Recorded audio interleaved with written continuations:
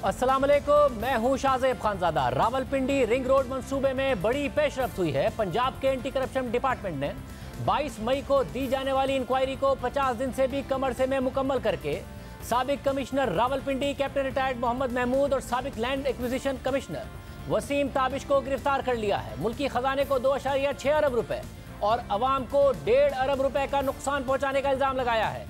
सियासी शख्सियात पर इब्तिदाई तहकीकात में बेनामी सरमायाकारी का इल्जाम लगाया गया है, मगर एंटी करप्शन का मैंडेट ना होने की वजह से सियासी शख्सियात के खिलाफ तहकीकात का मामला नैब को भेजने की सिफारिश की है। हालांकि नैब चेयरमैन ने रिंग रोड मंसूबे में करप्शन के इल्जाम और हुकूमती वुज़रा के मंसूबे से फ़ायदा उठाने की खबरें आने के बाद 17 मई को तहकीकात का हुक्म दिया था, मगर 2 माह बाद उसका क्या हुआ? आज हमारे इस सवाल पर नैब तर्जुमान ने कोई जवाब ही नहीं दिया, मगर पंजाब के एंटी करप्शन डिपार्टमेंट ने बज़ाहिर वज़ीर आला पंजाब और हुकूमत पंजाब को इस स्कैंडल से बरी ज़िम्मा करार दे दिया है और इस स्कैंडल को ब्यूरोक्रेसी और प्रॉपर्टी माफिया का गठजोड़ करार दे दिया है। हालांकि 2 माह पहले डिप्टी कमिश्नर की रिपोर्ट में वज़ीर आला पंजाब और पंजाब हुकूमत से रावलपिंडी रिंग रोड की नई अलाइनमेंट की मंजूरी का बताया गया था, मगर आज पंजाब एंटी करप्शन की रिपोर्ट के मुताबिक अलाइनमेंट 2017 और 18 में मंजूर हुई और उसे एशियन इन्वेस्टमेंट इंफ्रास्ट्रक्चर बैंक से कर्ज लेकर बनाया जाना था, मगर साबिक commissioner Rawalpindi captain retired Mohammad Mahmood ने खुद ही प्रोजेक्ट की अलाइनमेंट तब्दील कर दी। प्रोजेक्ट को लोन मोड से पब्लिक प्राइवेट पार्टनरशिप मोड में तब्दील कर दिया। प्रोजेक्ट में अटक लूप का भी इजाफा कर दिया। रोड की लंबाई में 36 किलोमीटर का इजाफा कर दिया और उसे 68 किलोमीटर का कर दिया। इस सारे अमल में प्रोजेक्ट की लागत बढ़ते बढ़ते 60 अरब रुपए तक पहुंचा दी, जिसमें 40 अरब रुपए कंस्ट्रक्शन के लिए और 16 अरब रुपए जमीन की खरीदारी के लिए मुख्तस किए गए।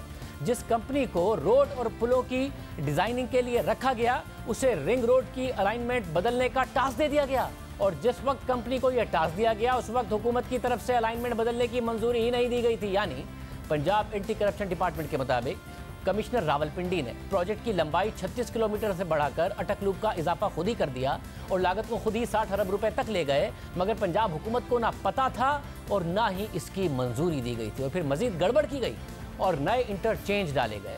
पहले से मौजूद इंटरचेंज के डिज़ाइन में लोकल आबादी के लिए रास्ते डाले गए, मगर दिलचस्प बात यह है कि जहां लोकल ट्रैफिक के लिए रास्ते डाले गए उन इलाकों में तो कोई आबादी ही नहीं थी, यानी उसका फ़ायदा प्रॉपर्टी मार्केट को हुआ और कीमतें मजीद बढ़ना शुरू हो गई। बगैर अप्रूवल के 2.6 अरब रुपए की ज़मीन भी खरीद ली गई और जो ऑफिसर लैंड एक्विजिशन कर रहा था उस ऑफिसर ने टॉप सिटी में प्रॉपर्टीज़ भी खरीद ली।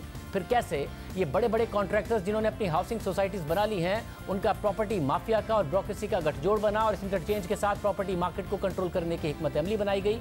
आज इसकी भी तफसीलात बताइए। फ़ायदा इसमें जो है वो मेनली उठाया है हाउसिंग सोसाइटीज़ वालों ने। अखबारात में प्रपोजल दी गई रिंग रोड बनाएं, उसमें एक नया गठजोड़ सामने आया। इस वक्त जो बड़े बड़े कॉन्ट्रैक्टर्स हैं उन सब ने अपनी हाउसिंग सोसाइटीज़ जो है वो बना ली। अब इसमें जो 5 इंटरचेंज नए बनने थे उस डॉक्यूमेंट के अंदर ये लिखा गया कि जी ये 5 इंटरचेंज बनाना जो है ये कॉन्ट्रैक्टर की डिस्क्रिप्शन होगी। कॉन्ट्रैक्टर जब चाहेगा इनको बनाएगा और कॉन्ट्रैक्टर उसकी कॉस्ट डिसाइड करेगा कि इस पे कितने पैसे लगने हैं और वो कॉस्ट जो है वो इर्द गिर्द की हाउसिंग सोसाइटीज़ से रिकवर करेगा। एक कॉन्ट्रैक्टर जो है वो कहता है कि 1 अरब का इंटरचेंज बनेगा तो हाउसिंग सोसाइटीज़ वाले उसको 1 करोड़ रुपये देने के पाबंद है। इन कॉन्ट्रैक्टर्स को प्रॉपर्टी मार्केट के ऊपर कंट्रोल हो जाना था। जहाँ वो उनका दिल करता ज़मीन खरीदते और इंटरचेंज बना देते तो उनकी ज़मीन की वैल्यू जो है वो बहुत ज़्यादा हो जाती। अटक के एरिया में जितनी भी नई नई हाउसिंग सोसाइटीज़ वहाँ पे बनी हैं उन सब की लैंड परचेज जो है वो मार्च अप्रैल 2020 में शुरू हो जाती है, जिसका मतलब ये है कि उनको इन्फॉर्मेशन जो है वो दी जा रही थी कि यहाँ से रिंग रोड जो है गुजरेगा, यहाँ इंटरचेंज बनेगा। उस इन्फॉर्मेशन का उन्होंने फ़ायदा उठाया। तो इसके अंदर बहुत सारी ऐसी चीज़ें हैं, कुल एक गठजोड़ जो है वो शो करती हैं ब्यूरोक्रेसी का और प्रॉपर्टी माफिया का। पहले जुल्फी बुखारी और वफाकी वज़ीर गुलाम सरवर का नाम सामने आ रहा था। जब सियासी शख्सियात का सवाल हुआ तो देखिए डीजी एंटी करप्शन ने क्या जवाब दिया। पूरे खेल में ये सिर्फ 2 ऑफिसर ही गुनाहगार हैं, इसमें कोई सियासी शख्सियात हुकूमती शख्सियात जो हैं वो इस पूरे खेल में कहीं पे भी नहीं है। डायरेक्ट नाम नहीं है लेकिन बेनामी इन्वेस्टमेंट्स नज़र आ रही हैं। उसमें इन्वेस्टमेंट जो है वो गैर ममालिक से भी आ रही हैं। UAE से आके पैसे यहाँ पे ट्रांसफ़र हुए हैं, बैंक टू बैंक ट्रांजैक्शन है। सियासी शख्सियात जो हैं वो आपके इल्म में हैं कि एंटी करप्शन के मैंडेट में नहीं आती, इसीलिए हमने ये फ़ैसला किया है कि जो उनसे रिलेटेड चीज़ें हैं वो हम नैब को भिजवाएंगे ताकि नैब उनकी इन्वेस्टिगेशन करे। जब कमिश्नर की रिपोर्ट सामने आई थी तो वफाकी वजीर गुलाम सरवर और वजीर आजम के मामले खुसूसी जुल्फी बुखारी का नाम भी मीडिया में गर्दिश करने लगा था। तो वफाकी वजीर गुलाम सरवर ने प्रेस कॉन्फ्रेंस में कमिश्नर की रिपोर्ट को ही मुतनाज़ करार दिया था और कहा था कि जिस रुकन ने रिपोर्ट पर दस्तखत नहीं किए उसे ओहदे से हटा दिया गया। तहरीक इंसाफ की हुकूमत में इंसाफ के तकाजे पूरे नहीं हो रहे हैं। इंक्वायरी कमेटी के एक मेंबर या 2 मेंबर उस पर डिसेंट करें, इख्तलाफ करें और अपनी इंडिपेंडेंट रिपोर्ट भेजें, अलग रिपोर्ट भेजें, तो उस रिपोर्ट की अफादियत कोई नहीं रह जाए, वो रिपोर्ट कंट्रोवर्शियल हो जाए। एक इंक्वायरी कमेटी के रुकन ने जब दस्तखत नहीं किए, इंडोर्स नहीं किया कमिश्नर की रिपोर्ट को, तो उसे भी तब्दीली का ये जस्टिफाई नहीं करता मेरे ख्याल में। हमारी गवर्नमेंट तहरीक इंसाफ की गवर्नमेंट ये बात इंसाफ के तकाजे पूरे नहीं करती। इसी तरह वज़ीर आज़म के मामले खुसूसी जुल्फी बुखारी पर इल्ज़ामात लगना शुरू हुए तो उन्होंने ओहदे से इस्तीफा दिया और जुडिशल कमीशन बनाने का मुतालबा किया। मैं चाहता हूं, क्योंकि ये हमारा सबसे बड़ा स्कैंडल बन सकता था, तो मैं चाह रहा हूं कि सबसे बड़ा फोरम जो है वो एक जुडिशल कमीशन होगा विद सुप्रीम कोर्ट जजेस, क्योंकि ये इस पैमाने, इस लेवल की एक करप्शन हो सकती थी ना, तो उस लेवल की इंक्वायरी बैठे सुप्रीम कोर्ट के जजेस के साथ, और दूध का दूध और पानी का पानी। मैं तो इतना भी कहता हूँ कि इन्हें अभी बोला कि ECL पे डालें, मैं कहता हूँ अगले ट्यूसडे कैबिनेट है, मुझे ECL पे डालें। अहम बात यह भी है कि अब से कुछ दिन पहले जुल्फी बुखारी ने कमिश्नर रावलपिंडी को 1 अरब रुपए का हतक इज्जत का नोटिस भी भेज दिया है। मगर दिलचस्प बात यह है कि आज की रिपोर्ट से पहले इसी मंसूबे की 2 इंक्वायरी रिपोर्ट्स हुकूमत को पेश की जा चुकी हैं, जिनमें से एक रिपोर्ट कमिश्नर रावलपिंडी गुलजार शाह ने तैयार की थी, जिस पर एतराज़ उठाया गया था गुलाम सरवर की जानिब से, साथ ही जुल्फी बुखारी की जानिब से। मगर आज की जो एंटी करप्शन डिपार्टमेंट की रिपोर्ट है वो उसी कमिश्नर रिपोर्ट की ऑलमोस्ट एंडोर्समेंट कर रही है। मगर जो दूसरी रिपोर्ट थी वो डिप्टी कमिश्नर ने तैयार की थी। अब आम बात यह है कि कमिश्नर और डिप्टी कमिश्नर इस 3 रुकनी कमेटी का हिस्सा थे जिसने पंजाब हुकूमत की हिदायत पर रावलपिंडी रिंग रोड स्कैंडल की तहकीकात करनी थी और एक मुश्तरका रिपोर्ट पेश करनी थी। मगर हैरानकुन तौर पर कमिश्नर ने अलग और डिप्टी कमिश्नर ने अलग रिपोर्ट जमा कराई। दोनों रिपोर्ट्स का मवाद भी एक दूसरे से बहुत मुख्तलिफ था और दोनों रिपोर्ट्स में जिम्मेदारों का तयन भी अलग अलग किया गया था। डिप्टी कमिश्नर की रिपोर्ट के मुताबिक रिंग रोड मंसूबे के डिज़ाइन में जो तब्दीलियां हुई वो मुतल्लिका फोरम्स की मंजूरी से हुई। पंजाब हुकूमत के इदारों ने इसकी मंजूरी दी और वजीर आला पंजाब की सरबराही में मीटिंग्स हुई जिनमें डिज़ाइन की तब्दीली की मंजूरी दी गई। इसके अलावा यह खबर भी सामने आई कि मंसूबे के डिज़ाइन में तब्दीली वज़ीर आज़म इमरान खान और वज़ीर आला पंजाब की मंजूरी से हुई और अपोजिशन मुसलसल ये इल्ज़ाम लगाती रही कि वज़ीर आज़म इमरान खान और वज़ीर आला पंजाब भी इस स्कैंडल में मुलव्विस हैं, क्योंकि डिज़ाइन की तब्दीली इन दोनों की मंजूरी से हुई है। डिप्टी कमिश्नर की रिपोर्ट में मज़ीद लिखा है कि रिंग रोड की नई अलाइनमेंट की तमाम मुतल्लिका इदारों ने मंजूरी दी। वज़ीर आला पंजाब को बाकायदा ब्रीफिंग्स भी दी गई। रिंग रोड मंसूबे की अलाइनमेंट प्रोजेक्ट स्टीयरिंग कमेटी की दूसरी और तीसरी मीटिंग में ज़ेर बहस आई, जो 25 दिसंबर 2018 और 24 जून 2020 को हुई और इसकी सरबराही चेयरमैन PND बोर्ड पंजाब ने की। फिर PPP policy and board meeting 3 जुलाई 2020 और 4 सितंबर 2020 को वज़ीर आला पंजाब की सरबराही में हुई। हालांकि PPP पॉलिसी एंड बोर्ड की चौथी मीटिंग में रावलपिंडी डेवलपमेंट अथॉरिटी को अलाइनमेंट का प्रपोजल बनाने की हिदायत की गई और बोर्ड की 19 फरवरी 2021 को होने वाली 13वीं मीटिंग में हालिया अलाइनमेंट पेश की गई और उसे मंजूर कर लिया गया। मगर दूसरी जानिब कमिश्नर की रिपोर्ट, जिसे वफाकी हुकूमत खुद भी ओन करती है, और आज एंटी करप्शन डिपार्टमेंट की रिपोर्ट और एक्शन भी उसी से मुताबिकत रखता नजर आ रहा है, वो दूसरी तरफ है। अब वज़ीर आज़म इमरान खान ने भी 19 अप्रैल को मागला हाईवे मंसूबे की इफ्तिताही तकरीब से खिताब के दौरान रिंग रोड मंसूबे का जिक्र किया था और कहा था कि मैंने चेयरमैन CDA से मंसूबे की तफसीलात तलब की हैं और उसकी अलाइनमेंट देखी है। मैंने CDA चेयरमैन से पूरी ब्रीफिंग ली कि ये खदशा था कि ये जो नया रिंग रोड बन रहा है ये मरगला पार्क के बीच में से जा रहा है, ये बिल्कुल गलत है। मैंने सारी अलाइनमेंट इसकी देखी है। इससे इंशाल्लाह हमारा ये जो मरगला की नेशनल पार्क है ये बचेगी। लाहौर से ट्रैफिक आ रहा होगा वो भी सब कुछ बाईपास कर जाएगा, जो अब तक सारा ट्रैफिक पहले शहर में आता है। जिस तरह हमारी आबादी बढ़ती जा रही है, ये जो रिंग रोड है, ये कंजेशन है, इसका इंशाल्लाह ये मसला हल करेगा। दिलचस्प बात यह है कि इस तकरीर के 8 दिन के बाद ही वज़ीर आज़म ने रिंग रोड मंसूबे की तहकीकात का हुक्म दे दिया और फिर पंजाब हुकूमत ने कमिश्नर रावलपिंडी की सरबराही में 3 रुकनी कमेटी तश्कील दी और फिर मई में कमिश्नर रावलपिंडी गुलजार शाह ने इनफरादी इंक्वायरी रिपोर्ट हुकूमत को पेश की और डिप्टी कमिश्नर के अलग मामला सामने आए थे जिन्होंने पंजाब हुकूमत पर भी सवालात उठाए थे। और आज एंटी करप्शन डिपार्टमेंट की रिपोर्ट सामने आई है। हमारे साथ वज़ीर-ए-आज़म के मुशीर बराए दाखिला और एहतसाब शहजाद अकबर साहब मौजूद हैं। शहजाद अकबर साहब, बहुत शुक्रिया मैं शो में ज्वाइन करने के लिए। पहले रिपोर्ट आई थी, अब रिपोर्ट आई है और उसमें तो नज़र आ रहा है कि जैसे पंजाब हुकूमत को, चीफ मिनिस्टर पंजाब को क्लीन चिट दी गई है, जबकि जो मामला है कि किसने सियासी तौर पर फ़ायदा उठाया या फिर अगर लोगों के आवाम के पैसे बिल्डर्स खा गए, प्रॉपर्टी वाले खा गए, तो वो भी नैब को भेजा जा रहा है। तो किसने डायरेक्ट और इनडायरेक्ट फ़ायदा उठाया फिर? इसका जो डायरेक्ट बेनिफिट है, चूंकि ये अटक लूप जो इसमें शामिल किया गया, उसमें यकीनन कोई जो लैंड सोसाइटीज़ वाले लोग थे उनको मिल रहा था। अब जो उस नई अलाइनमेंट, प्रपोज अलाइनमेंट के साथ जो मुख्तलिफ परचेजेस हुई हैं, वो मुख्तलिफ कंपनियों के नाम के ऊपर हैं, जिनके ऊपर जो इस वक्त सस्पिशन ये है कि वो बेनामी प्रॉपर्टीज़ हैं, क्योंकि जो लोग फ्रंट पे मौजूद हैं उनकी इतनी फाइनेंशियल वर्थ नहीं है और उसकी फर्दर तहकीकात होनी है। लेकिन वो एक ऐसा ऑफेंस है जो नहीं हो सका, बिकॉज उसमें अगर अलाइनमेंट में वो रिंग रोड बन जाती तो फिर वो ट्रांजैक्शन पूरी हो जाती। लेकिन जो पहला हिस्सा है जो एंटी करप्शन की डोमेन में आता है, उसके ऊपर एक इंक्वायरी रिपोर्ट मुकम्मल करके सबमिट करा दी गई है और उसकी बेस के ऊपर FIR भी रजिस्टर हो गई है और कुछ लोग गिरफ्तार भी हुए हैं और अब उनकी कोर्ट में चलान दाखिल कर दिया जाएगा। वैसे मगर जब DG एंटी करप्शन कह रहे हैं कि जी जो सियासी शख्सियात हैं उन पर यह है कि शायद बेनामी तरीके से उन्होंने सरमायाकारी की हुई थी, UAE से भी पैसे आए हैं, तो मैं जानना चाह रहा हूं कि अगर वो सियासी लोग ऑपोजिशन के होते तो आपने साथ बैठ के प्रेस कॉन्फ्रेंस करनी थी, 4 हुकूमती वज़रा ने ट्वीट करनी थी, आपने भी एक ट्वीट करनी थी। अगर नहीं किया है और आप भी खामोश हैं तो क्या उनका ताल्लुक तहरीक इंसाफ से है? नहीं, देखिए, अगर आपका इशारा, मैं खुल के आपको बता देता हूँ, अगर आपका इशारा जुल्फी बुखारी साहब या सरवर खान साहब की तरफ है जो कि बड़ा नाम उछाला भी जा रहा था, तो हरगिज़ कोई ऐसा सबूत किसी बेनामी ट्रांजैक्शन में या डायरेक्ट ट्रांजैक्शन में एंटी करप्शन को अपनी तहकीकात में नहीं मिला। लेकिन ये खदशा ज़रूर है। देखिए, बेनामी ट्रांजैक्शन जब हम कहते हैं तो जो शख्स फ्रंट पे होता है उसकी माली वक़्त नहीं होती, इसका मतलब है कि वो बेनामी है।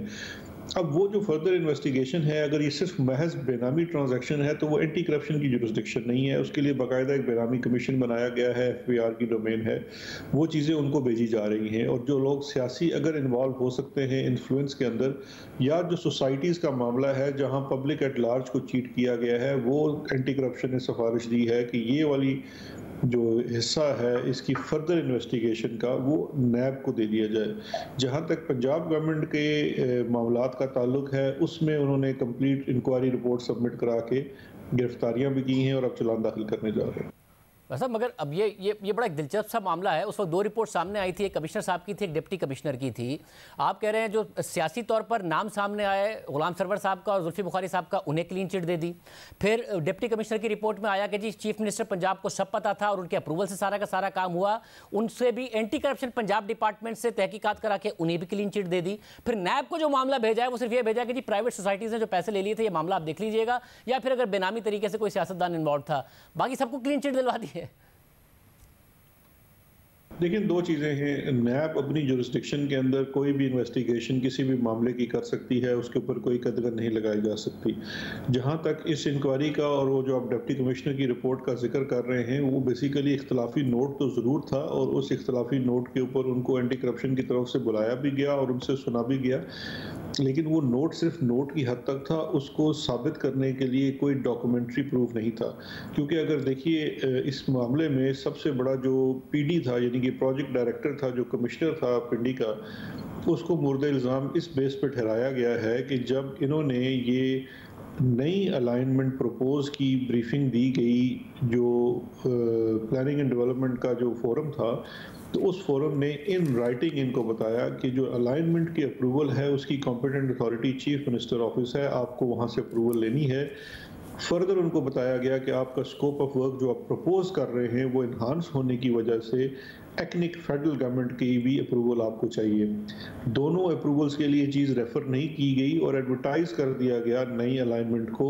सिर्फ कुछ जो सोसाइटीज़ थी या जो उसमें प्रपोज सोसाइटी थी, भी तो वहाँ पे मौके के ऊपर आज भी जंगल है, उनको फ़ायदा पहुँचाने के लिए, तो वो चीज़ बड़ी अयां हो गई। जो रिकॉर्ड, जो डॉक्यूमेंट्स इकट्ठे किए गए, साहब मगर मुझे साथ ये बताइएगा साहब, ये मामला शुरू हुआ था, मैं एक और इशू पर आपसे बात करना चाह रहा हूँ कि नैब और अपोजिशन आमने सामने हुआ करते थे, अब नैब और हुकूमत आमने सामने आ गए हैं। आज नैब ने प्रेस रिलीज में हुकूमती वुज़रा के ऊपर ये इल्ज़ाम लगाया है कि वो नैब के खिलाफ प्रोपेगेंडा कर रहे हैं, नैब पर इल्ज़ाम तराशी कर रहे हैं। साहब अब आप मुशीर एहतसाब हैं, आपका काम है एहतसाब करना, हुकूमती वुज़रा हैं उनका काम है हुकूमत करना।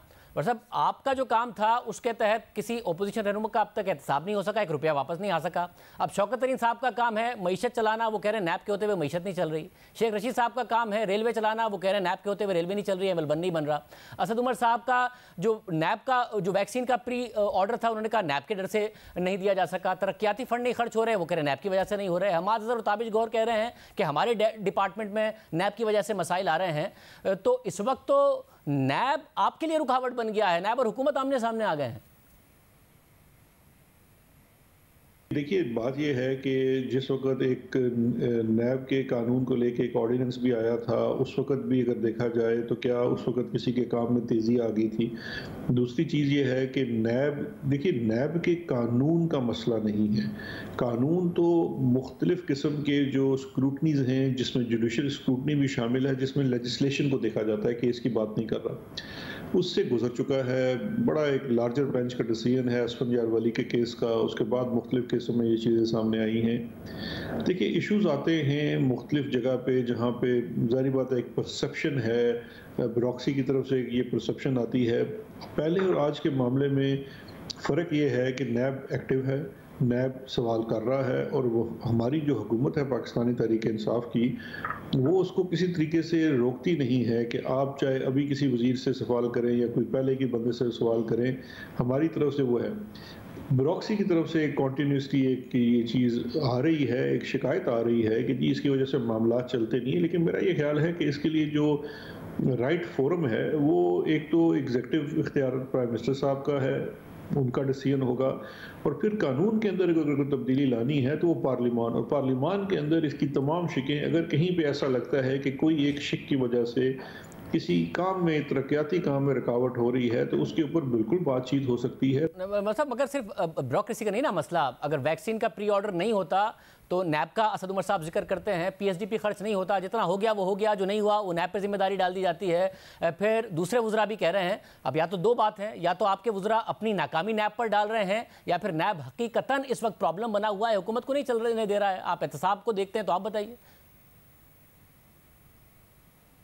देखिए मुझसे तो आज तक किसी ने रब्ता नहीं किया कि हम कोई वैक्सीन ऑर्डर करना जा रहे हैं या कोई भी हम काम करना चाह रहे हैं और उसमें नैब रुकावट डाल रही है। मेरी नज़र से कोई भी प्रैक्टिकली ऐसी चीज़ टेक्निकली गुजरी नहीं है। अब अगर किसी सेक्रेटरी साहब को अपने घर बैठे हुए ये लगे कि नहीं, अगर मैं किसी प्रोजेक्ट के ऊपर साइन कर दूंगा तो कल मुझे नैब सवाल करेगी, अगर आप रूल्स कायदे कानून के मुताबिक चलेंगे तो वो नहीं होगा। और जहाँ तक जो वैक्सीन वाला मामला है, तो जो इमरजेंसी रिलीफ थी उसके अंदर सारा जो आपको पेपरा को भी उसमें सस्पेंड किया गया था, बिकॉज वो एक डिज़ास्टर की सिचुएशन है, और डिज़ास्टर की सिचुएशन में आप जो आपके नॉर्मल प्रोसीजर्स होते हैं वो नहीं किए जाते। और जब भी ऐसा कोई मामला हो जहाँ पर डिज़ास्टर हो या कोई इमरजेंसी हो तो वो काबीना की सतह पर लाया जाता है, प्राइम मिनिस्टर साहब खुद लीड लेते हैं। तो मैं इस चीज़ से तो एग्री नहीं करता कि नैब की वजह से कोई बहुत बड़ा काम इस वजह से रुका हुआ होगा। वैसा मगर नैब क्यों नहीं डरे, नैब की वजह से ब्यूरोक्रेसी क्यों नहीं डरेगी? उन्हें नजर नहीं आ रहा कि जब सियासतदानों के लिए पॉलिटिकल विक्टिमाइजेशन करनी होती है, अदालतें लिख रही हैं कि पॉलिटिकल इंजीनियरिंग के लिए नैब इस्तेमाल होता है, तो फवाद हसन फवाद को पकड़ा जाता है, इल्ज़ामात इतने लगाए जाते हैं, फिर बाद में एसिड बियॉन्ड मीन्स का केस बनाया जाता है, इतना अरसा उनको कैद में रखा जाता है और फिर कुछ साबित नहीं किया जाता है। फिर एक और ब्यूरोक्रेट हैं शहबाज शरीफ साहब के खिलाफ कुछ साबित करने के लिए आहद चीमा को पकड़ा जाता है, इतना अरसा उनको कैद में रखा जाता है, कुछ साबित नहीं किया जाता है। शाहिद खान अब्बासी के खिलाफ कुछ साबित करने के लिए ब्यूरोक्रेसी में से अप्रूवर बनाया जाता है, फिर उनके खिलाफ कुछ साबित नहीं होता है, अदालत क्या क्या कैसे एडवर्स जजमेंट लिखती हैं। तो उन्हें नजर नहीं आ रहा कि जी अगर फिर हमें भी इसी तरीके से फंसाया जाएगा तो हम क्यों काम करें? शाहजेब, अभी हम मेरा ख्याल है बहस को किसी और तरफ लेके जा रहे हैं और ये बड़ी लंबी बहस इसके ऊपर हो सकती है। मेरा ये ख्याल है आप इस बहस को किसी और वक्त के लिए तक छोड़िए, क्योंकि ये बात कह देना है जी अभी तक कुछ साबित नहीं हुआ तो क्या किसी बंदे का एक्विटल हो गया है, अभी वो ट्रायल चलना है, ट्रायल कोर्ट के अंदर चलना है। अगर हम ये बात मान लें कि कोई भी तहकीकाती इदारा या तफ्तीशी इदारा जो केस बनाए वो हरफ आखिर हो और सहीफे की तरह वो दुरुस्त साबित हो जाए हमेशा, तो उसका मतलब ये होगा कि फिर जजेस की ज़रूरत नहीं है, अदलिया की ज़रूरत नहीं है। बहुत शुक्रिया असद अकबर साहब हमारे साथ मौजूद थे। असद उमर साहब ने वैक्सीन के प्री ऑर्डर के हवाले से क्या कहा था, देखिए। जिनको वैक्सीन मिली उन्होंने अरबों डॉलर जो है वो रिस्क पे डाल के पहले से प्री बुकिंग करा दी। अगर हम पाकिस्तान वाले ट्रायल अप्रूव होने से पहले अरबों डॉलर की बुकिंग करा के बैठ जाते तो अभी तक तो हम सब बैठे होते नैब की कस्टडी के अंदर और मीडिया में आप लोगों ने हमारे उड़ा दिए होते परखच्चे। हमें बड़ी शामिल। अफगान हुकूमत की पहले से कमजोर रिट मजीद खतरे में पड़ गई है और अफगानिस्तान के पड़ोसी मुमालिक हाई अलर्ट हो गए हैं। तालिबान ने पहले ईरान, ताजिकिस्तान और तुर्कमेनिस्तान के बॉर्डर क्रॉसिंग का कब्जा हासिल किया, चीन के साथ अफगानिस्तान की जुड़ने वाली सरहद पर पेशकदमी की और अब अफगान तालिबान ने अफगानिस्तान की पाकिस्तान के साथ जुड़ने वाली सरहद का कंट्रोल हासिल कर लिया है और नतीजतन पाकिस्तान ने अपनी सरहद सील कर दी है और सिक्योरिटी को हाई अलर्ट कर दिया है। तालिबान का दावा है कि उन्होंने अफगानिस्तान के बॉर्डर टाउन पर कंट्रोल हासिल कर लिया है। तालिबान तर्जुमान ज़बीउल्लाह मुजाहिद के मुताबिक इस कब्जे के बाद इस वक्त जो चमन तक जाने वाली सड़क है और कंधार का जो कस्टम्स मुजाहिदीन के कंट्रोल में आ गया है और ताजिरों और रिहायशियों को सिक्योरिटी की यकीन दहानी करवा दी गई है। सिर्फ यही नहीं, तालिबान ने पाकिस्तान और अफगानिस्तान के दरमियान अहम बॉर्डर पोस्ट पर अपना झंडा लहरा दिया है। अफगान हुकाम ने इस पोस्ट पर तालिबान के कब्जे की तरदीद की है, मगर कुछ देर पहले हमने चमन में जियो न्यूज़ के नुमाइंदे नूरजमा अचकज़ई से बात की तो उन्होंने न सिर्फ इस बात की तस्दीक की बल्कि तालिबान के कंट्रोल के हवाले से मज़ीद तफसीलात से भी आगाह किया, जो आपके सामने रखते हैं। शाहजेब साहब, गुज़िश्ता शब ही तालिबान ने अफगानिस्तान के अहम सरहदी ज़िला जो कि दिफाई लिहाज से इंतहाई अहमियत के हामिल है स्पीम बोल्दक पर हमला किया था। 3 अतराफ से मशरक़ की तरफ से सैकड़ों की तालिबान जंगजू जो थे वो स्पीम बोल्दक के अतराफ में दाखिल होना शुरू हो गए। रात के औकात में बग़ैर किसी मज़ाहिमत के पाकिस्तान के जो 7 सरहदी चौकियाँ हैं अफगान फोर्सेस की, उस पर कब्ज़ा करना शुरू किया और जो अफगान फोर्सेस थे वो फ़रार होते जा रहे थे। तकरीबन रात 4 बजे तक तकरीबन 12 से ज़ायद जो अफगानिस्तान की सरहदी चौकियाँ पाकिस्तानी सरहद के साथ मुत्तसिल थी उस पर कब्ज़ा किया और पेशकदमी जारी रखते हुए उन्होंने बाज़ मकामात पर अफगान फोर्सेस के साथ शदीद झड़पें भी हुई है, जिसमें कई अफराद ज़ख्मी होने की इतलात है। रूटीन के मुताबिक सुबह 7 बजे बाब-ए-दोस्ती अमदरफ के लिए खुलता है, लेकिन इससे कबल सुबह 6 बजे तालिबान ने बाब-ए-दोस्ती का कंट्रोल भी हासिल कर लिया, जहाँ से अफगान जो फोर्सेस थे वो फ़रार हो चुके थे और वहाँ पर अफगान फोर्सेस का असलिया जो था वो कब्ज़े में ले लिया। तारीख़ में 20 साल बाद अफगान तालिबान एक बार फिर बाब-ए-दोस्ती पर काबिज़ होने के साथ ही आज सुबह 6 बजे उन्होंने बाब-ए-दोस्ती पर लहराया जाने वाला अफगानिस्तान का कौमी परचम उतार दिया और वहाँ पर अफगान तालिबान का तहरीक तालिबान इस्लामी का सफ़ेद परचम लहरा दिया। इस वक्त आप बाब-ए-दोस्ती पर देख सकते हैं, जहाँ पर एक तरफ पाकिस्तान के हदूद में पाकिस्तानी परचम लहरा रहा है, जबकि अफ़गानिस्तान के हदूद में तालिबान का इस्लामी परचम जो सफ़ेद परचम है वो लहरा रहा है। इस वक्त तालिबान का बाब-ए-दोस्ती पर कंट्रोल है। न सिर्फ बाब-ए-दोस्ती बल्कि बाब-ए-दोस्ती से मुत्तसिल वेश बाज़ार, वेश मंडी और स्पीम बोल्दक ज़िला भी अब तालिबान ने बग़ैर किसी मज़ाहिमत के अपने कंट्रोल में लाया है। अफगान फोर्सेस का मतलब ये बताया जा रहा है कि इनके दरमियान एक मुआहदा कबाइल ने किया है, जो कि अफगान फोर्सेस पीछे हट के उन्होंने इलाका खाली किया है, जबकि दूसरी जानिब स्पीम बोल्दक के मज़ाफ़ात में आज दोपहर भी कई मकामात पर झड़पें हुई, लेकिन अफगान फोर्सेस पीछे हटते गए। इस वक्त तक वो ज़िला तख्तपुल तक पहुँच चुके हैं। ज़िला तख्तपुल स्पीम बोल्दक कंधार और चमन के अहम बैन अल-अक़वामी शाहरा पर वाक़या है। ये शाहरा तकरीबन 100 किलोमीटर के फासले में ये अब तालिबान के कंट्रोल में आ चुका है। पाकिस्तान के साथ तमाम जो सरहदें चमन, किला अब्दुल्ला, दोबंदी के साथ ये तमाम सरहदें इस वक्त तालिबान के कंट्रोल में हैं। अफ़गानिस्तान के हदूद में तमाम अफगान सरहदी चौकियाँ जो उस पर तालिबान काबिज़ हो चुके हैं, जबकि तख्तपुल इस वक्त तालिबान के अहम मरकज़ी गढ़ बन चुका है। यहाँ पर तकरीबन 1000 के करीब तालिबान मौजूद है।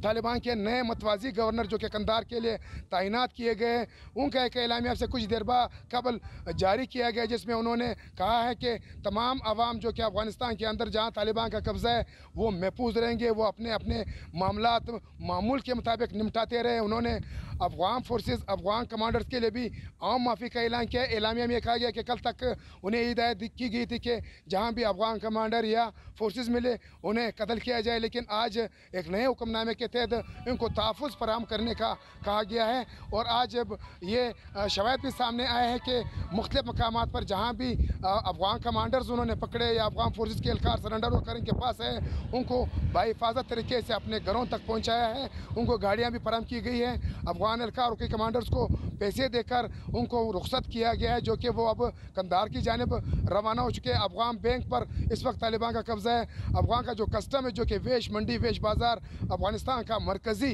तिजारती गढ़ है, यहाँ पर वो सेंट्रल एशिया, जापान, दुबई और दीगर ममालिक से तिजारती सामान, ख़ासकर अफ़गान ट्रांजिट ट्रेड भी के कंटेनर यहाँ पर खाली होते हैं। यहाँ पर बड़ी तादाद में मंडियाँ हैं। पाकिस्तानी ताजिरों और अफ़गान ताजिरों के अरबों रुपए का सामान पड़ा हुआ है। यहाँ पर बड़ी तादाद में अरबों रुपए का जो रकम पड़ा हुआ है, वो भी तालिबान ने अपने कब्ज़े में लेकर उसको तहफ़्फ़ुज़ फराहम कर दिया है। ऐलान किया गया है कि जो भी ताजर जिनके पैसे वो बाहिफाजत अपने अपना ही उनके मंडियों में पड़े रहेंगे, जबकि जो तिजारती गुज़रगाह है, बाब दोस्ती है, वो आज तालिबान और अफ़गान पाकिस्तानी हुकाम के बाहमी मुशावरत के बाद हर किस्म की आमदरफ्त के लिए बंद किया गया है। अफ़गान जेट, जंगी तैयारे और जंगी हेलीकॉप्टर ने कई मरतबा स्पीम बोलदाक, वेश मंडी और तख्तपुल पर फ़िज़ाई गश्त किया, लेकिन कहीं पर भी तालिबान के ठिकानों पर हमला नहीं किया है। ये एक ड्रामाई तब्दीली है। अब देखना है कि कल और अगले चंद दिनों में क्या तब्दीली आती है। बहुत शुक्रिया नूर जमान चकज़ई, तफसीलात दे रहे थे। वाकई एक ड्रामाई मंजर नज़र आ रहा है। गुज़िश्ता कुछ दिनों से तालिबान मुख्तलिफ बॉर्डर पोस्ट का कब्जा हासिल कर चुके हैं। पहले ताजिकिस्तान बॉर्डर टाउन पर कंट्रोल हासिल किया गया, फिर ईरान के साथ बॉर्डर क्रॉसिंग का कंट्रोल हासिल किया गया और अब पाकिस्तान के साथ जुड़ने वाली अफगान सरहद का कंट्रोल हासिल कर लिया गया है। यह खित्ते के हवाले से बिलुमूम और पाकिस्तान के हवाले से बिलखुसूस एक खदशे की बात है। तालिबान मुसलसल पेशकदमी कर रहे हैं। BBC के मुताबिक एक तरफ चीन है, जिसके संकियांग सूबे की अफगानिस्तान के साथ सरहद जुड़ती है और चीन के लिए खदशा है कि अगर तालिबान इक़्तिदार में आए तो उससे संकियांग के अलहदगी पसंदों को पनाह और मदद मिल सकती है, जबकि तालिबान ने यकीन दिलाया है कि वो आइंदा वहाँ से अलहदगी पसंद जंगजुओं को अफगानिस्तान दाखिल नहीं होने देंगे। दूसरा मुल्क रूस है, जिसको खदशा है कि अगर अफगानिस्तान में इस्लाम की बुनियाद पर इंतहा पसंदी बढ़ती है तो उससे पूरे वस्ती एशिया के उन ममालिक को खतरा होगा जो माजी में सोवियत यूनियन का हिस्सा थे और उन पर इस वक्त रूस का असर रसूख है। और हाल ही में जब ताजिकिस्तान की सरहद के करीब अफगान तालिबान की पेशकदमी हुई तो रूस की सरबराही में फौजी इत्तेहाद कलेक्टिव सिक्योरिटी ट्रीटी ऑर्गेनाइजेशन ने बयान जारी किया कि अगर अफगानिस्तान के साथ ताजिकिस्तान की सरहद पर सूरत हाल बिगड़ती है तो वो पूरी सलाहियत के साथ मुनज़्ज़म होने के लिए तैयार है। मगर कुछ दिन पहले तालिबान की क़यादत रूस में मौजूद थी और उसने रूस को यकीन दिलाया कि तालिबान खित्ते के लिए खतरा नहीं है। साथ ही भारत भी इस पूरे मामले में मुतहरिक है, क्योंकि भारत ने अफगान हुकूमत के साथ अच्छे मरासिम रखे, सरमायाकारी की। तालिबान के इक़्तिदार में आने से भारत को अपने मकासद ख़तरे में नज़र आ रहे हैं और भारत के हाल ही में तालिबान के साथ राब्तों की खबरें सामने आई। इस वक्त भारत कशमकश में है कि वो किसी किस्म की पॉलिसी इख्तियार कैसे करे, क्योंकि तालिबान तर्जुमान सुहेल शाहीन ने मॉस्को से वापसी पर फॉरेन पॉलिसी मैगजीन से बात करते हुए कहा कि भारत उस हुकूमत की तरफ था जिसे बैरूनी क़ुव्वतों ने मुसल्लत किया था, वो हमारे साथ नहीं। और अगर भारत अफगान हुकूमत की हिमायत की पॉलिसी बरकरार रखता है तो शायद उन्हें परेशानी होनी चाहिए। ये गलत पॉलिसी है। सुहेल शाहीन ने मज़ीद कहा कि हमारे पास रिपोर्ट्स हैं कि भारत अफगान हुकूमत को असलहा फराहम कर रहा है।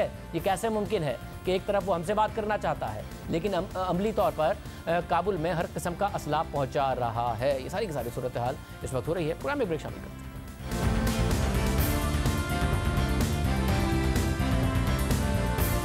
आज़ाद कश्मीर में आम इंतखाबात की तैयारियां उरूज पर हैं, जिसके लिए तमाम सियासी जमातें सरगर्म हैं, लेकिन सियासी रहनुमा एक दूसरे पर कश्मीर से गद्दारी और मोदी से यारी के इल्ज़ाम लगा रहे हैं। पॉलिसी से इख्तलाफ हो सकता है और उस पर खुलकर तनकीद हो सकती है, मगर एक दूसरे के हुब्बुल वतनी पर सवाल उठाए जा रहे हैं। जुल्फ़िकार अली भुट्टो शहीद को भी नहीं बख्शा गया और उन पर भी गद्दारी के इल्ज़ाम लगा दिए गए। पाकिस्तान की तारीख जमहूरी रहनुमाओं पर ऐसे गद्दारी के इल्ज़ाम से भरी हुई है। हालांकि पाकिस्तान की तारीख ही गवाह है कि मुल्क के जमहूरी रहनुमाओं ने हर फोरम पर मुल्क का और कश्मीर का मुकदमा लड़ा और फिर उनके खिलाफ गद्दारी कार्ड खेला गया। कभी खुद उन्होंने एक दूसरे के खिलाफ ये कार्ड खेला और कभी जमहूरी अमल को नुकसान पहुंचाने और इक़्तिदार पर कब्जे के लिए डिक्टेटर्स ने उन पर ये इल्ज़ामात लगाए। जुल्फ़िकार अली भुट्टो वो लीडर थे जिन्होंने हर फोरम पर कश्मीर का मुकदमा लड़ा, भरपूर अंदाज में लड़ा। Jammu and Kashmir is not an integral part of India. It has never been an integral part of India. Jammu and Kashmir is a disputed territory between India and Pakistan. Jammu और कश्मीर भारत का अटूट अंग नहीं है। जम्मू कश्मीर कभी भारत का हिस्सा रहा ही नहीं है। जम्मू कश्मीर इंडिया और पाकिस्तान के दरमियान एक मुतनाज़ा इलाका है। जम्मू कश्मीर ज्यादा पाकिस्तान का हिस्सा है और इंडिया कितने ही खूबसूरत अल्फाज इस्तेमाल करके कश्मीर को अपना हिस्सा दिखाने की कोशिश करे, मगर ये कभी ना हुआ और ना हो सकता है। जम्मू कश्मीर के अवाम पाकिस्तान के अवाम का हिस्सा है। पाकिस्तान कश्मीर के अवाम एक खून है। हमारा जोग्राफिया, हमारी सकाफत, हमारी तारीख, यहाँ तक कि हर तरह पाकिस्तान और कश्मीर के अवाम एक हैं। हमारा जो भी साइज या जराए हों, मगर हम आखिर तक लड़ेंगे, अपने दिफा के लिए लड़ेंगे। We believe more than ever before that justice is bound to prevail. For the people of Jammu and Kashmir, 5 million people, sir, must have a right to decide their own future. हम अपनी इज्जत के लिए लड़ेंगे। जारहियत करने वाले नहीं, बल्कि जारहियत के शिकार हैं। ईमान है और पहले से ज्यादा पुख्ता ईमान है कि इंसाफ का बोलबाला होकर रहेगा। जम्मू और कश्मीर के 50 लाख लोगों को मुस्तकबिल के फैसले करने का हक हासिल होना चाहिए। इनसे हक क्यों छीना जा रहा है? जब सारी दुनिया को हक खुद इरादियत, फ्रांस जैसे अजीम मुल्क ने अल्जीरिया को हक खुद इरादियत का हक दिया, सोवियत यूनियन तमाम लोगों के हक खुद इरादियत पर यकीन रखता है। सारी दुनिया हक खुद इरादियत पर यकीन रखती है, मगर क्या कश्मीर के लोगों को हक खुद इरादियत से इसलिए महरूम रखना चाहिए क्योंकि ताकत का उसूलों पर गलबा हो? मगर याद रखें कि ताकत कभी भी उसूलों पर गलबा हासिल नहीं कर सकती। Power must prevail over principle. Power shall never prevail over principle. Finally and ultimately, principle must prevail over power. This is a Christian concept. It is an Islamic concept. It is a civilized concept. आखिरकार उसूल हमेशा ताकत पर गलबा पाते हैं। ये मसीही नजरिया है, ये इस्लामी नजरिया और यही मुहज़्ज़ब माशरे का नजरिया है। और जो कौमें ऐसे नजरियात पर यकीन नहीं रखती, उन्हें नताइज के लिए तैयार रहना चाहिए। 18 साल से अक़वाम मुत्तहिदा कश्मीर के अवाम के साथ खेल रहा है, मगर आप 50 लाख लोगों की जिंदगी से नहीं खेल सकते, उनका तमाशा नहीं बना सकते। 18 साल में अक़वाम मुत्तहिदा में कश्मीर के मसले पर कागजात और करारदादें ही आती रही हैं। हालांकि कश्मीर का मसला इस वक्त दुनिया का सबसे बुनियादी मसला है। The will and the spirit of our people can never be destroyed, Mr. President. Zulfikar Ali Bhutto शहीद कश्मीर का मामला आलमी फोरम्स पर उठाते रहे, भरपूर अंदाज में उठाते रहे, वज़ीर आज़म बनने से पहले भी और बाद में भी। मगर बदकिस्मती से जुल्फ़िकार अली भुट्टो की हुकूमत का तख्ता उलट दिया गया और फिर उन्हें फांसी पर चढ़ा दिया गया। फिर उनकी बेटी साबिक वज़ीर आज़म बेनज़ीर भुट्टो ने आलमी फोरम्स पर मसला कश्मीर पर तवज्जो दिलाई। बेनज़ीर भुट्टो ने भी अक़वाम मुत्तहिदा की जनरल असम्बली में कश्मीरियों के हक़ की बात की, दुनिया के सामने मुख्तलिफ फोरम्स पर कश्मीर का मुकदमा बार बार रखा और मौसर अंदाज में रखा। The Secretary General has described the Kashmir dispute. अक़वाम मुत्तहिदा के सेक्रेटरी जनरल ने मसला कश्मीर को अक़वाम मुत्तहिदा के एजेंडे में शामिल मसाइल में सबसे पुराने मसलों में से एक मसला बताया है। 48 साल का कब्जा भी कश्मीर के अवाम का जज्बा नहीं कुचल सकी। कश्मीर के अवाम अपने हक़ खुद इरादियत के मकसद पर कायम है। वो अक़वाम मुत्तहिदा के वादों और करारदादों पर अमल दरामद से उम्मीदें जोड़े हुए हैं। आप लोग अपने दिलों और अपने दिमाग को कश्मीर के अवाम पर गुजरने वाले अजाब से बंद नहीं कर सकते। To the torment of Kashmir. मकबूज़े Kashmir में भारतीय फौज की बड़ी तादाद में मौजूदगी, लाइन ऑफ कंट्रोल की खिलाफ वर्जी और सरहद पर फौज की तादाद में इजाफा खित्ते में अमन और सिक्योरिटी के लिए एक बराह रास्त खतरा है। दुनिया खुद को एक बुनियाद परस्त हिंदू इंडिया के उभरने से लाताल्लुक नहीं रख सकती। अजीम कश्मीरी नौजवानों के जज्बे को दबाने के लिए इंडिया ने 6 लाख फौजी कश्मीर में भेज दिए। उस फौज ने कत्ल, टॉर्चर, रेप, नजरबंदी और कत्ल आम के जालिमाना हरबे इस्तेमाल किए। मगर जैसा कि मार्टिन लूथर किंग ने कहा था कि आज़ादी जालिम अपनी मर्जी से नहीं देता, बल्कि मजलूम को आज़ादी मांगनी पड़ती है। और 40,000 कश्मीरियों ने अपनी मर्जी से जिंदगियां दे दी हैं उन मुजालिम की मुखालफत करते हुए, और ये 40,000 जानें महज गुज़िश्ता 7 साल में दी गई हैं। बेनज़ीर भुट्टो 2 दफ़ा वज़ीर आज़म रहीं, कश्मीर का मुकदमा उठाती रहीं, दोनों दफ़ा उनकी हुकूमत पूरी नहीं होने दी गई। परवेज़ मुशर्रफ के दौर में जिला वतन हुई और फिर जब वतन वापस आईं तो कत्ल कर दी गई। इसी तरह नून लीग के कायद और साबिक वज़ीर आज़म नवाज शरीफ ने भी आलमी फोरम्स पर कश्मीर के लिए आवाज़ उठाई। बुरहान वानी को जब भारतीय फ़ौज ने शहीद किया तो अक़वाम मुत्तहिदा में उस वक्त के वज़ीर आज़म नवाज शरीफ ने उसका जिक्र किया और मसला कश्मीर को उजागर किया। Mr. President, peace and normalization between Pakistan and India cannot be achieved without a resolution of the Kashmir dispute. जनाब सदर, पाकिस्तान और इंडिया के दरमियान अमन और इस्तेकाम मसला कश्मीर हल किए बगैर नहीं हो सकता। हमारी माजी की पेशन गोइयाँ अब कश्मीर में होने वाले वाक़यात से सही साबित हो रही हैं। कश्मीरियों की एक नई नस्ल इंडिया के कब्ज़े से आज़ादी का मुतालबा कर रही हैं। बुरहान वानी एक ऐसा नौजवान लीडर जिसे इंडियन फ़ौज ने कत्ल कर डाला, वो कश्मीर में भारत के मुजालिम के ख़िलाफ़ कश्मीरी इंतज़ामिया की नई अलामत के तौर पर उभर कर आया है। एक मकबूल और पुरअमन कश्मीरी तहरीक जिसकी सरबराही खुद कश्मीरी कर रहे हैं, जिसमें जवान और बूढ़े, मर्द और औरतें शामिल हैं, और इनका असलहा महज इनके मकसद के सच होने में इनका ना ख़त्म होने वाला ईमान है, और इनके दिलों में आज़ादी की भूख है। मर्द, औरतें और बच्चे रोज़ाना बड़ी तादाद में कर्फ्यू के बावजूद अपने मुतालबात के हक़ में बाहर निकलते हैं। जनाब सदर, पाकिस्तान मुकम्मल तौर पर कश्मीरियों के मुतालबात की हिमायत करता है।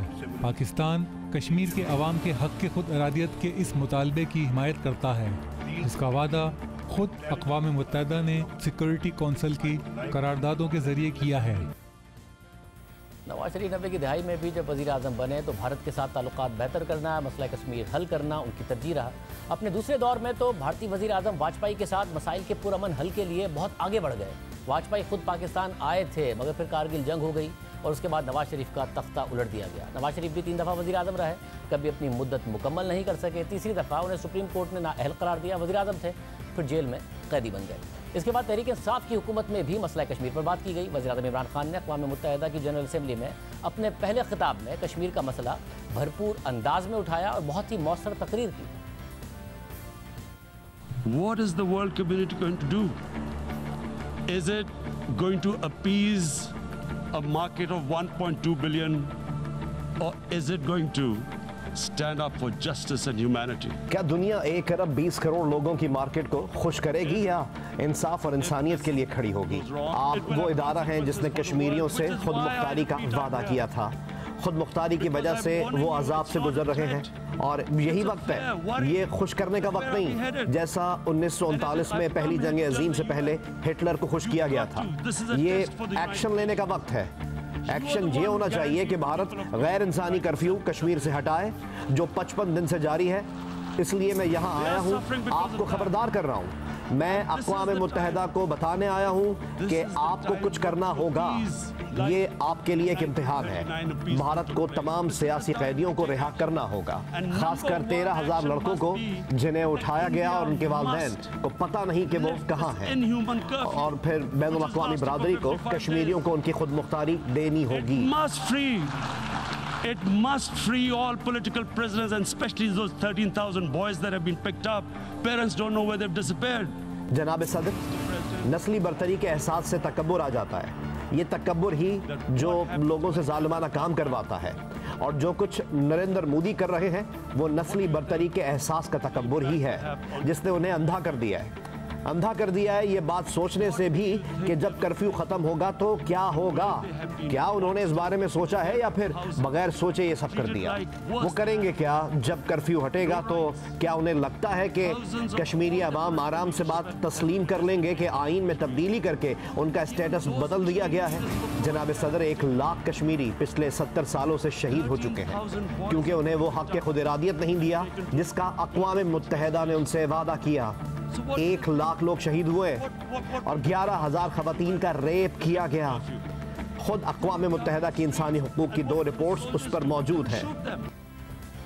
हर जमहूरी रहनुमा ने कश्मीर का मुकदमा लड़ा है। एक दूसरे की पॉलिसी पर तनकीद करें मगर गद्दारी के फतवे ना बांटें, हुब्बुल वतनी पर सवाल उठाकर फिर मुल्क को और जमहूरियत को पीछे ना धकेलें। इजाज़त दीजिए।